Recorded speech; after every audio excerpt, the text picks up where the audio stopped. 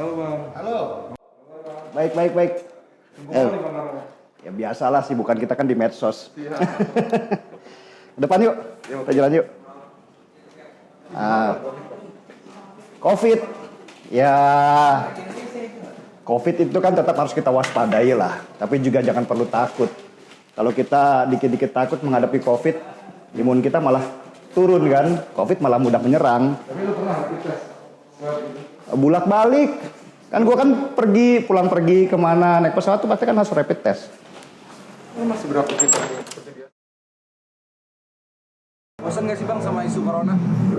Tiap sore kayak ada lonceng kematian gitu. Gini loh, Er. Nah, Manusia itu adalah makhluk yang paling beradaptasi sebenarnya. Sebenarnya corona ini kan hanya satu daripada masalah aja buat kita. Kita udah pernah mengalami ketakutan yang lebih daripada corona.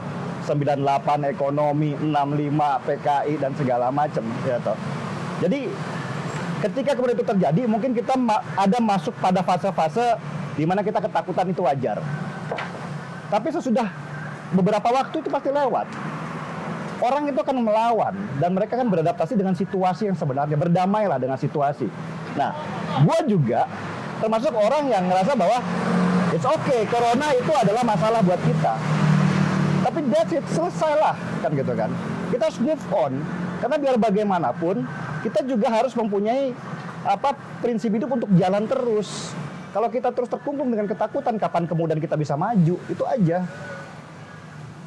tapi lu tetap sesuai protokol kan Bang? Sesuai lah, gue kemana-mana pakai masker ya. Selain untuk mencegah corona juga supaya jangan ketemu orang yang nggak suka sama gue. Terbantu oleh masker. Jadi ada dua alasan utama kan. Ya, gue jadi dulu kan pakai masker kan, gue kalau ngeliat orang pakai masker tuh ya. Sebelumnya lu udah pakai masker? Belum. Gue kalau ngeliat dulu orang pakai masker sebelum corona ya, bilang apaan sih ini orang nih, jijik banget gue ngeliatnya kan gitu kan, sok bersih banget. Sok higienis. Jadi gue juga nggak mau pakai masker dong, karena gue juga nggak mau dipandang seperti itu. Tapi sekarang gue pakai masker karena orang banyak pakai masker, jadi biasa gitu. Sama seperti ketika gue naik motor pakai helm gitu aja. Tapi gimana misalnya kehidupan lu ada perubahan nggak? Penyesuaian, adaptasi diri yang lebih? Iya pastilah, pasti. Dalam sisi kesehatan ya, ya pasti lebih sering cuci tangan. Gua jadi lebih sering mandi ya. Sehari berapa kali gitu? Pokoknya berangkat pulang itu langsung mandi gua. Biasanya nggak mandi? Biasanya enggak. Biasanya geluntang begitu aja kan. Nah, sekarang udah sering mandi karena gue takut juga kan ada orang-orang ketemu, tahu-tahu dia menyebarkan virus ke kita nggak tahu. Tapi ketika gue mandi gue udah ngerasa safe. Itu aja sih sebenarnya. Gue lebih bersih lah. Lu nyaman PSBB atau enggak sekali ya? PSBB yang kemarin ya. Oke. Ini kan sekarang masa transisi. Iya, masa transisi. Gue nyaman. Gue pikir pemerintah sudah sesuai protokol sebenarnya. Pada waktu ada orang-orang yang teriak bahwa kita harus lockdown, gue adalah orang yang termasuk di barisan paling depan untuk menentang lockdown. Ya kan? Karena buat gue masalah virus ini bukan hanya masalah penyakit, tapi juga masalah ekonomi yang harus dijaga. Ya kan? Kita sehat, tapi kalau kemudian ekonomi kita ambruk, kita pasti nggak akan sehat. Jadi ini bukan masalah mana yang harus digas, mana yang harus direm. Nah, harus balance nih. Nah, ketika kemudian pemerintah sudah mulai menerapkan, tidak menerapkan lockdown, gue pikir itu bagus. Habis itu masuk ke PSBB, terus kemudian masuk ke new normal. Gue pikir udah langkah-langkah yang paling bagus lah. Mungkin bisa dibilang juga dibandingkan banyak negara, Indonesia itu udah lebih bagus langkahnya. Itu pemikiran secara pribadi emang karena lu emang cenderung pro pemerintah dalam terkait PSBB? Enggak juga. Pada waktu awal ketika gue bilang lockdown, gue kan belajar juga dari India dan Italia. Ya. India terutama. India ketika pertama kali mereka menyerukan lockdown, masyarakat terutama masyarakat kelas bawah, itu akhirnya mencari jalan keluar masing-masing, ya kan, dengan pulang ke kampungnya atau bahkan sampai kemudian mereka merampok hak orang lain, ya kan, karena mereka butuh makan.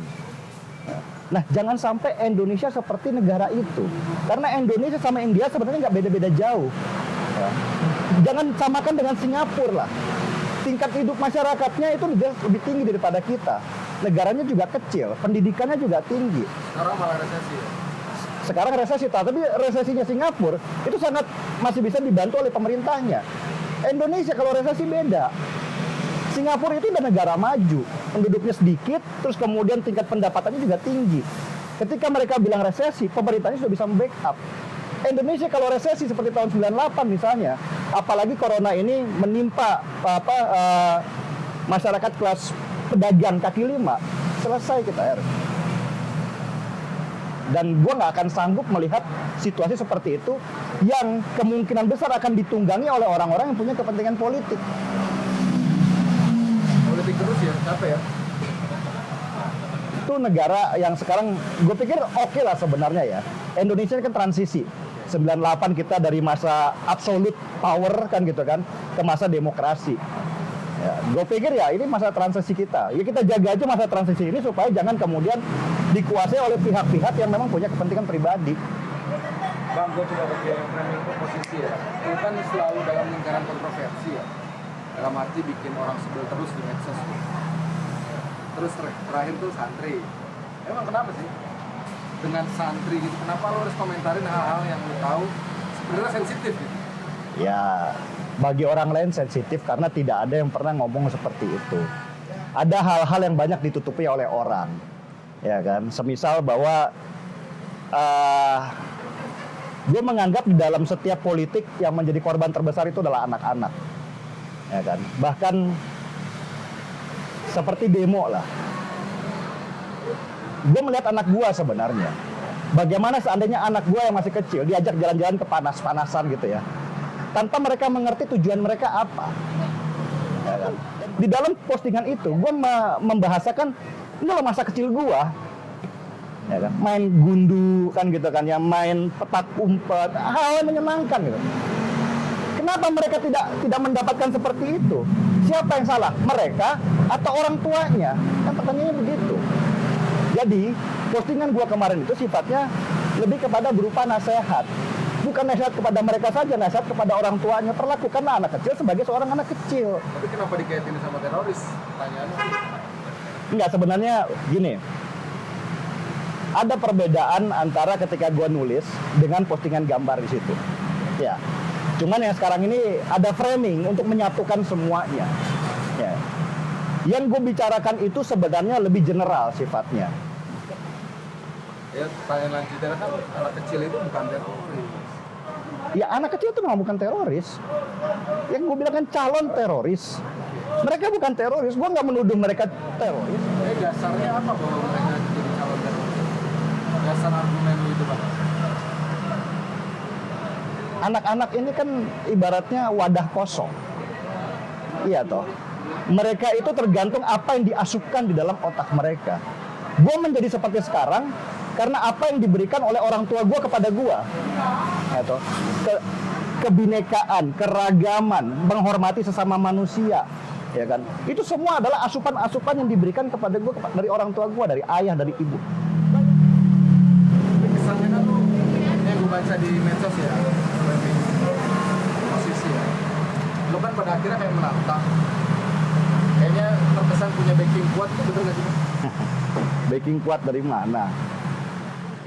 Ya, sebenarnya pada waktu di Metro TV udah disampaikan sama Bang Ruhut, ya, bahwa itu bukan karena gue backing kuat.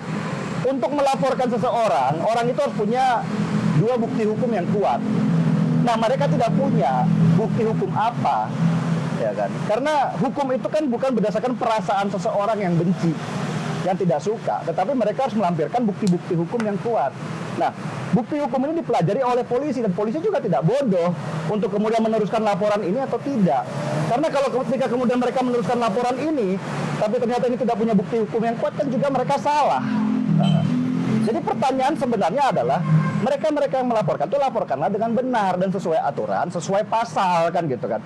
Jangan kemudian sudah tidak punya bukti kuat, koar-koar di media bahwa gue di backing penguasa. Kan ini yang terjadi, framing sebenarnya, bukan real. Framing mereka bahwa Denny Sregar di backingi penguasa, bahwa Denny Sregar kebal hukum, itu kan framing mereka aja. Pada intinya gue bilang bahwa Mereka itu sebenarnya udah salah sejak awal. Dan mereka itu sebenarnya nggak butuh juga bahwa mereka melaporkan dan gue masuk penjara, nggak. Yang penting bahwa mereka itu melaporkan Denny Siregar dan mereka bisa keluar-keluar di depan teman-temannya bahwa gue sudah melaporkan seorang Denny Siregar, kan begitu aja framing mereka. Gue juga bisa kalau kayak gitu sebenarnya, cuma kan buang-buang waktu. Apa yang mau gue tunjukkan? Yang terakhir lu mau dipenggal gitu nggak laporin? Nah, kayak begitu aja misalnya. Gue bisa melaporkan, itu dia kuat banget, ya kan. Tapi buat apa? Gue pikir orang itu juga punya kehilafan, ya kan. Dia mungkin berbicara itu secara emosional. Ya gue bilang, gue tahu alamatnya dia karena ada yang bongkar bahwa dia punya toko roti, ya kan, dia punya anak, dia punya istri. Ya akhirnya gue bilang, gue nggak akan melaporkan dia ke polisi. Untuk apa? Kasihan dia. Tapi lu takut akan ancaman itu? Enggak. Ancaman itu bukan ancaman pertama kali, mungkin udah kesekian ratus kali kok untuk memenggal gue. Biasa aja, karena gue tahu lah orang-orang seperti itu juga tidak punya keberanian untuk melakukannya. Ya mereka hanya berani karena mereka ada di sebuah media sosial. Mereka harus menunjukkan eksistensi dirinya, bahwa gue tuh gagah, bahwa gue itu kuat dan segala macam. Tapi ketika kemudian gue ketemu beberapa orang nggak suka sama gue, Pernah? bulak-balik Disamperin atau? disamperin di Jepang, nggak pernah sih, di Jepang pernah, ya kan. Terus kemudian di bandara gue ketemu mereka juga. Apa yang terjadi ketika kemudian mereka ketemu sama gue? Mereka bertanya banyak hal. Gue benci sama lo. Ya sama kayak lu tanya sama gue kan, kenapa lu bicara begini? Kenapa lu punya pikiran begini? Kenapa lu harus membuat statement begini? Gue jelaskan. Mereka bilang, ya logik juga ya, masuk akal. Berarti selama ini gue yang salah menafsirkan, paham nggak? Bahwa semua kata-kata gue, itu tafsirannya kan banyak. Ada yang menafsirkannya secara suka, ada yang juga tidak suka. Nah, mereka yang selama ini bicara tidak suka, tidak pernah bertanya langsung kepada gue untuk penjelasannya. Cenderung menghakimi sesuai dengan tafsiran mereka sendiri. Itulah kenapa muncul kebencian. Ketika bertemu ngobrol, nggak ada masalah itu dengan mereka. Ya, makanya kan orang menuduh abang tuh memecah bangsa, sering kayak membuat dikotomi lah ya antara kadrun gitu-gitu. Iya. Kadrun. Kenapa bang? Itu kan kayak menimbulkan kebencian ke lu bang? Enggak sebenarnya. Kadrun itu memang sengaja gue populerkan, bukan gue ciptakan. Karena gue sendiri resah sebenarnya. Tapi lu tahu yang nyiptain siapa itu? Nggak tahu. Gue nggak tahu siapa menciptakan pertama, tapi gue termasuk orang yang dibilang mempopulerkan istilah itu. Gue resah dengan apa yang terjadi di agama gue sekarang, Islam. Agama gue Islam. Meskipun sebenarnya gue kalau di depan orang gue malu mengaku sebagai Muslim. Karena gue sedikit pun bukan seorang Muslim. Muslim itu buat gue, pemikiran gue. Nah ini mungkin banyak orang yang salah, mengira gue malu terhadap identitas orang Muslim. Muslim itu buat gue adalah seseorang yang pasrah kepada Allah dengan mengikuti petunjuk Rasulnya. Dan gue belum seperti itu, Her. Itu bukan sebuah label yang gue harus klaim, tetapi itu diberikan kepada dia yang mempunyai mempunyai jiwa terhadap hambanya. Dan gue nggak berani mengakui itu, karena kalau gue bilang gue Muslim, ya kan, berarti gue mengklaim bahwa gue adalah orang yang baik, kan gitu. Nah, ketika ada orang-orang yang memanfaatkan agama gue ini dengan nilai politik, dan ini kemudian ditafsirkan oleh agama-agama yang berbeda, bahwa ya seperti itulah Muslim yang barbar dan bodoh, ya kan.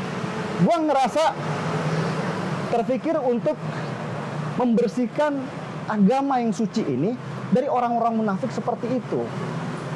Makanya gue populerkanlah konsep kadrun itu sebenarnya seperti memisahkan emas dengan kotoran. Tapi pertanyaannya kan hak lu apa gitu bisa? Nggak ada. Karena ini adalah perang propaganda. Gue selalu bilang, ketika kemudian mereka melakukan propaganda, gue nggak bisa menjadi air yang harus menyiram api mereka terus-terusan. Gue harus fight fire with fire. Gue harus perangi propaganda mereka dengan propaganda. Ketika mereka melakukan propaganda sebagai, hey kami umat Islam, kami mayoritas, apa yang terbaik untuk bisa menghancurkan pemahaman-pemahaman mereka yang mereka sebarkan itu? Mereka itu kadrun. Mereka bukan umat Islam secara keseluruhan. Gue sebagai umat Islam tidak merasa terwakili oleh mereka. Jadi itu sebenarnya lebih kepada perang pemikiran aja, perang propaganda aja. labeling kadrun ini lu bangun sedemikian rupa untuk melawan.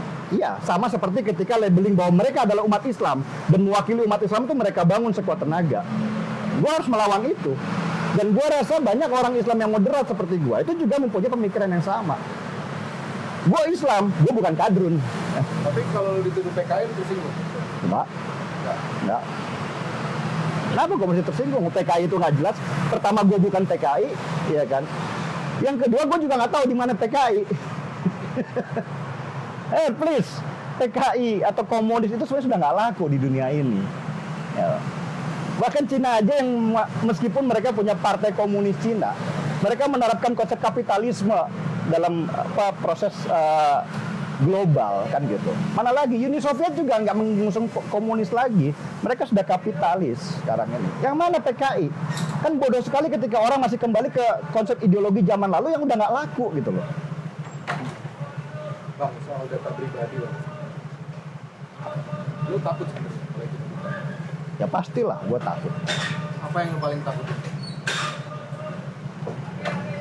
Di dalam perang, ya di dalam perang gue dalam pemikiran, gue nggak pernah takut ketika ada terjadi apa-apa pada diri gue. Tetapi apapun, biar bagaimanapun gue adalah seorang suami dan seorang ayah, ya dari sekian anak gue. Dan mereka harus gue lindungi dari perang gue. Semua orang tua, semua ayah gue rasa pasti punya prinsip yang sama dengan gue. Jangan ada mereka terikut dalam perang pribadi kita, ya kan? Nah, ketika kemudian kelompok-kelompok itu dengan curang, dengan licik, ya sebagai pecundang, mereka menyasar keluarga gua untuk menyerang gua, ya kan? Ya pasti gua merasakan bahwa keluarga gua sekarang nggak aman. Ya. Yang gua takutkan itu adalah mereka, bagaimana reaksi keluarga anak-anak gua menghadapi situasi ketika kemudian ada orang-orang yang menyerang mereka di rumah yang sudah diketahui alamatnya itu. Nah, itu. Teror apa bang? Teror dalam bentuk intimidasi sekarang masih begitu ya. Jadi ada orang-orang yang mengirimkan barang ke rumah gua, terus kemudian keluarga gua disuruh bayar barang-barang itu, cash on delivery lah, COD, ya kan. Mereka lakukan itu setiap hari itu bisa sampai 4 sampai 5 kali. Gua masih belum lihat teror fisik yang menyerang mereka, tetapi kemungkinan itu sangat besar ada. Kenapa? Karena mereka tahu alamat gua di mana sekarang. Ada kemungkinan anak gue diculik juga, sangat mungkin. Ya. Lu pernah berpikir akan pindah rumahnya? Harus. Harus. Dalam Gua waktu dekat? Kalau gue punya duit. Pindah rumah itu juga butuh modal. Seseorang Denny Siregar yang nyewa pengacara Otto ya. Ada gue nggak nyewa Otto. Otto datang karena dia punya satu visi sama gue. Gue nggak mungkin lah nyewa Otto. Otto disewa oleh perusahaan-perusahaan terkenal. Seorang Denny Siregar mana sanggup. Bayarannya dolar kalau Otto. Per jam lagi. Nggak mungkin lah. Keluarga lu pernah protes nggak sih? Awal-awal. Ya kan? Mempertanyakan lu kenapa di medsos begitu? Enggak mempertanyakan itu sebenarnya, cuman Pak nggak usah lah kayak berantem kayak gitu ya kan. Ngapain sih? Ya gue bilang gue nggak berantem, gue cuma mengeluarkan apa yang gue pikirin aja. Nggak ada masalah sih, ya masalah itulah reaksi orang-orang yang menganggap gue itu musuh. Masa orang punya perbedaan pendapat terus kemudian menjadi musuh kan? Mereka kok bisa menyampaikan pendapat mereka, dengan gue menyampaikan pendapat yang berbeda dianggap musuh. Gue jelaskan kepada anak-anak gue, sama seperti ketika gue melatih mereka berdemokrasi di dalam keluarga, kan begitu. Ya lu boleh dong beda pendapat sama papa, tapi papa juga berhak dong menjelaskan sesuatu kepada kamu kenapa ini tidak boleh, kan begitu. Itu biasa aja di keluarga gue. Makanya anak-anak gue tuh tumbuh dengan alam demokrasi yang kuat. Ya, mereka bisa berani berbicara di depan publik. Ya karena gue latih sejak kecil. Soal ini bang, buzzer ya? Itu lagi. Ini pertanyaan basi sebenarnya. Tapi butuh lah. Buzzer. Ya, kita harus bedakan dulu antara buzzer sama influencer, ya. Buzzer itu dengungan. Seperti tawon. Rata-rata buzzer itu adalah akun-akun ternak yang followernya sedikit, ya. Dikontrol oleh satu orang atau dua orang atau sekelompok orang, ya untuk mendengungkan. Biasanya dalam berupa tagar, ya kan? Itu buzz. Beda dengan influencer. Influencer itu adalah orang yang mempunyai follower banyak. Dia menyampaikan pikirannya, ya kan? Dan pikiran itu mempengaruhi orang. Baik itu buruk, baik itu jelek. Gue mungkin lebih tepat didefinisikan sebagai influencer daripada buzzer. Pertama, gue nggak punya akun-akun ternak yang anonim. Ya, nama Denny Siregar asli, orangnya juga asli. Alah sekarang tahu lagi alamatnya orang-orang, kan jelas. Buzzer dari mana gue, kan gitu tuh. Bahwa ketika kemudian gue berbicara membela pemerintah, ya karena gue menganggap bahwa pemerintah ini berjalan sudah lebih baik daripada yang kemarin, ya kan. Kalau lu menganggap bahwa pemerintah itu buruk, ya hak lu juga untuk ngomong, ya kan. Tapi kan gue nggak ngomong lu buzzer, kan begitu tuh. Lu yang mendefinisikan gue sebagai buzzer, tuh. Tapi lu dibayar nggak sih Bang? Dibayar sama siapa? Pemerintah. Pemerintah tuh bayarnya pakai apa sih? Pakai duit? Enggak, pakai jabatan. Nah kalau kemudian gue dibilang dibayar oleh pemerintah, sekarang gue udah duduk di kursi komisaris. Iya tuh, banyak orang yang seperti itu kok, meminta jabatan karena merasa berjasa pada pemerintah. Nggak pernah. Buat gue jelek kecil banget ketika kemudian gue menilai apa yang gue lakukan itu dengan sebentuk jabatan. Ketika gue menerima misalnya ya, kedudukan komisaris, ya selesai gue. Orang tidak akan menilai gue sebagai orang yang independen. Ya kan? Tapi yang lu bela di pemerintah ini siapa Bang? Sosok presidennya? Enggak lah. Yang gue bela di pemerintahan ini adalah visinya. Apa yang dia lakukan untuk Indonesia ini. Udah cukup belum? Belum, nggak mungkin. Kita membutuhkan waktu puluhan tahun ya kan untuk bisa membuat Indonesia seperti apa yang kita inginkan. Tapi kan harus ada yang mulai. Lah, kalau baru mulai aja lu serang dengan fitnah, dengan hoax ya kan. Lah kapan kita maju?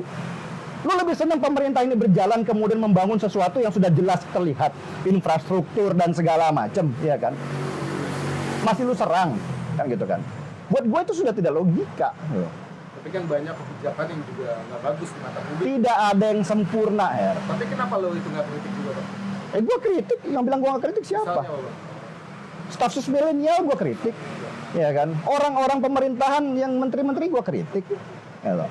Kan gue bilang programnya Jokowi itu bagus, komunikasinya yang buruk. Nah pertanyaannya siapa yang melakukan komunikasi itu? Apakah Jokowi sendiri atau para menteri-menterinya dalam melakukan kebijakan? Nah, Menurut lo? ya menteri lah tanggung jawab. Ya, termasuk juga Jokowi. Ya kan? Sampai gue bilang juru bicara lo tuh nggak bagus. Itu gue bikin acara buat gue ya. Kalau gue sebagai sebuah perusahaan besar, juru bicara yang gue taruh di depan itu lah orang yang good looking. Pertama smart, yang kedua ya kan, sehingga orang tuh betah nontonnya kan gitu kan. Nah kalau itu aja lu salah menempatkannya ya kan, gimana gue bisa punya simpati kepada pemerintahan? Orang kan membutuhkan pemandangan-pemandangan yang real. Makanya ketika juru bicara COVID itu Dr. Reza, gue bilang, nah kayak gitu dong, betah gue nontonnya. Jangan itu saran dari lo. Nggak tahu juga lah. Gue pikir mereka lebih pintar lah ya. Tapi lu nggak keberatan nih kalau lu dibilang gak serius sana? Alah, julukan gue kan banyak ya. Apa aja tuh? Kafir, udah jelas ya. Syiah, liberal. Bahkan gue dibilang HKBP yang menyusup ke Islam karena ada marga Siregar di gue kan gitu kan. Banyak lah. Terus kemudian orang bilang gue buzzer RT atau buzzer istana, gue bilang nggak ada pengaruhnya. Itu hanya tinggal menambahkan list aja di gue. Ini lo gelar gue nambah.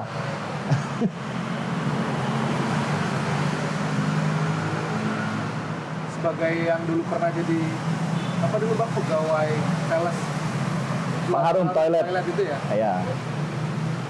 Kan lu pernah nanya kalau nggak salah itu ya. Menarik gitu. Ya wajar lah. Semua orang kan pasti pernah punya awal-awal dalam kehidupannya. Ya kan, nggak mungkin seorang direktur langsung tiba-tiba menjadi direktur, kan gitu kan. Semua orang pasti mulai dari bawah. Mungkin gue termasuk orang yang dengan tidak jaim menceritakan awal-awal perjalanan gue dulu. Dan gue bangga kok masuk wilayah di mana gue pernah menjadi sales. Untuk menunjukkan bahwa gue bukan orang yang tiba-tiba muncul, tiba-tiba punya pemikiran seperti ini. Gue mulai dari bawah. Ketika gue menjadi sales, gue melihat banyak sekali pemikiran-pemikiran atau karakter-karakter orang yang gue hadapi.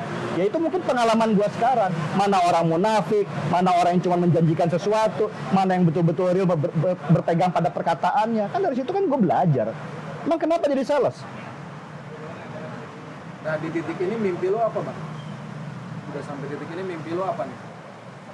Bikin film. Kan udah terwujud. Belum lah, lagi bikin gua. Lagi bikin ya? Gua lagi bikin. Kenapa gua harus bikin film layar lebar? Media sosial ini udah terlalu sempit buat gua. Ya kan? Media sosial sudah mungkin mulai terlalu berisik buat gua. Ini soal penyampaian pesan ya? Sebenarnya iya. Ya. Gua harus mulai melebarkan apa yang ingin gua sampaikan kepada anak-anak muda yang milenial. Ya kan? Supaya itu tadi, jangan sampai ada anak-anak menjadi korban karena pemahaman orang tuanya yang salah. Dan bagaimana cara mendekati mereka? Yang melalui hiburan, ya kan, melalui film. Gue pengen menyampaikan pesan itu supaya lu belajar mencintai. Ya, kan itu aja kuncinya, kita kan bagaimana kita bisa mencintai sesuatu. Ketika kemudian dalam hati kita udah mencintai, kemana-mana kita akan mencintai apapun yang kita lakukan, kan gitu. Karena kebencian mereka nggak bisa gue lawan dengan kebencian juga. Ya, harus dengan kata-kata cinta kepada mereka. Nah, cinta yang bukan cinta antara hubungan si laki-laki dengan perempuan, itu udah terlalu flat ya, udah terlalu biasa. Gue pengen membangun sesuatu cinta itu berdasarkan banyak hal. Ya. Kenapa filmnya hubungan antara manusia dan anjing? Nggak manusia dan kucing gitu? Ya nggak ada. Ya karena anjing sekarang ini gue lihat sebagai binatang yang setia. Ya kan? Ada hubungan emosional yang kuat antara manusia dengan anjing. Dan ini udah kemana-mana kok. Ketika seseorang meninggal, terus anjingnya menjaganya di makam kan gitu, itu menyentuh gua banget. Kalau kemudian seorang manusia bisa mempunyai kecintaan terhadap makhluk hidup seperti anjing, dia pasti akan melampaui kecintaannya terhadap sesama manusia. Itu sudah jadi rumus buat gua.